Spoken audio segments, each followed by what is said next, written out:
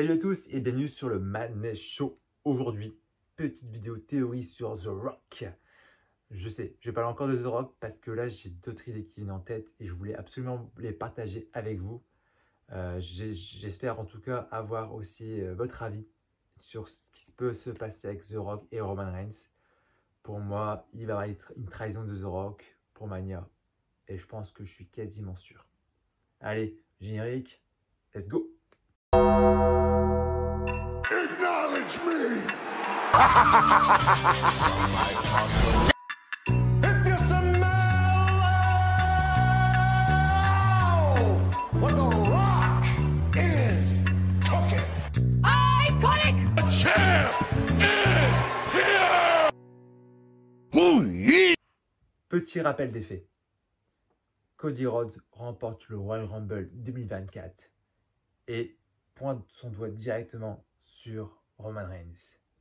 On se dirige clairement sur une revanche de l'année dernière. Mais voilà, une semaine après, à SmackDown, on a Roman Reigns qui attend la réponse de Cody Rhodes. Et Cody Rhodes laisse sa place finalement à The Rock, le cousin du Tribal Chief. C'est vrai que là, les fans sont contents de voir The Rock, mais sont surpris. On était tous, mais tous habitués. On s'est dit, bah oui, forcément, Cody gagne, c'est pour l'emporter. Là, on s'est habitué psychologiquement en fait à voir ce match. Et à la dernière minute, bah, revirement de situation, on a The Rock qui arrive pour affronter Roman Reigns. Donc là, on a le mouvement We Want Cody qui est lancé sur le réseau. La WWE qui le voit, hein, ce mouvement de foule.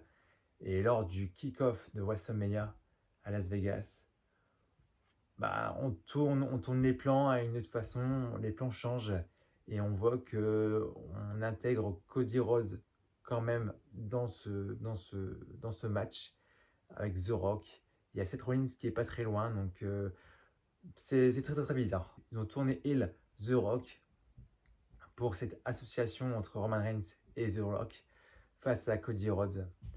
Donc beaucoup de changements et moi je me pose des questions. Je pense que la position de The Rock va changer et va encore changer. Je vais vous dire pourquoi. J'ai plusieurs raisons de croire que The Rock va trahir Roman Reigns à Mania ou le lendemain de Mania. Mais ça va se faire durant le week-end de Mania, c'est sûr et certain. On va commencer du coup par le plus simple. Roman Reigns et The Rock, c'est le match que tout le monde voulait voir depuis très longtemps. C'est un match, voilà, comme disait The Rock en interview il y a quelques semaines, avant son retour. Pour lui, un The Rock Roman Reigns pourrait être l'un des plus grands moments de catch de l'histoire, un des plus gros mini-events, sans dénigrer ce qui a été fait auparavant. Mais ça peut, voilà, et c'est vrai, hein, sur le plan médiatique, ça pourrait ramener beaucoup de monde. Et aussi au niveau argent, bah, c'est du business hein, avant tout. Donc c'est vrai qu'un The Rock Roman Reigns pour un titre, ça serait vraiment très beau à voir. J'espère le voir un jour ou l'autre, même sans titre, hein, ce serait vraiment pas grave, mais au moins pour l'image. Mais voilà, donc c'est un programme que les deux voulaient depuis un petit moment aussi, je pense. Roman Reigns, ce serait peut-être un rêve aussi pour lui d'affronter son cousin sur la plus grande scène du monde. Et The Rock, bah, refaire un main event de Mania face à son cousin, bah, c'est beau quoi, c'est beau à faire. Donc pour moi, déjà une raison, c'est que ce match-là a été en discussion et il est toujours, je pense, toujours d'actualité. Deuxièmement, c'est leur ego. Voilà, Roman Reigns et The Rock ont tous les deux un gros ego. Et c'est vrai que faire un partenariat entre les deux sur le long terme risque d'être compliqué. Roman Reigns qui n'hésite pas à le dire, hein, acknowledge me. C'est vrai que j'ai du mal à voir une blue line avec The Rock et Roman Reigns qui se remet toujours en avant avec cette phrase, sachant qu'il y a The Rock juste à côté. Donc je pense que The Rock va pas assumer et il y aura une friction tôt ou tard. Et je pense également que Cody Rhodes va l'emporter. Vous allez me dire pourquoi je parle de ça maintenant. C'est que Cody Rhodes va l'emporter. Hein. Je vois mal Cody Rhodes perdre une deuxième fois lors du main event de Mania. Mais s'il l'emporte, ça pourrait aussi être grâce à une intervention de The Rock qui verrait le bien en Cody Rhodes et le mal en Roman Reigns. Et bien sûr, On se rappelle du segment de SmackDown avec Cody Rhodes qui laisse sa place gentiment à The Rock, et ça sans aucune explication.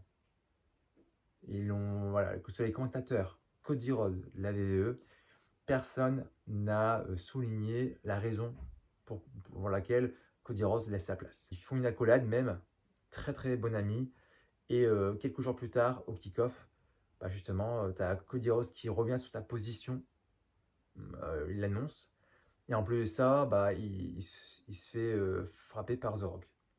Et ça en moins d'une semaine.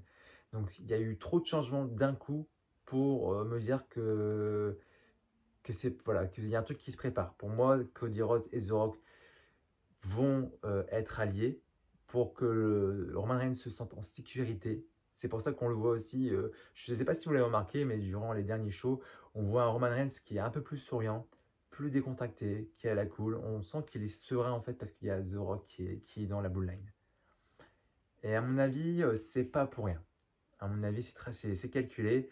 À mon avis, Cody Rhodes et The Rock font affaire derrière le dos de Tribal Chief pour une petite trahison à Mania.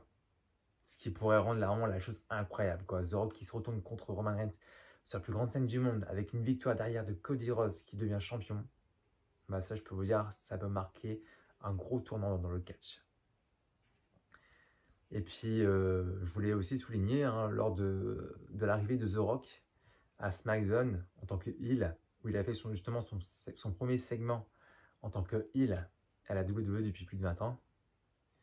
À la fin du segment, il lève son doigt.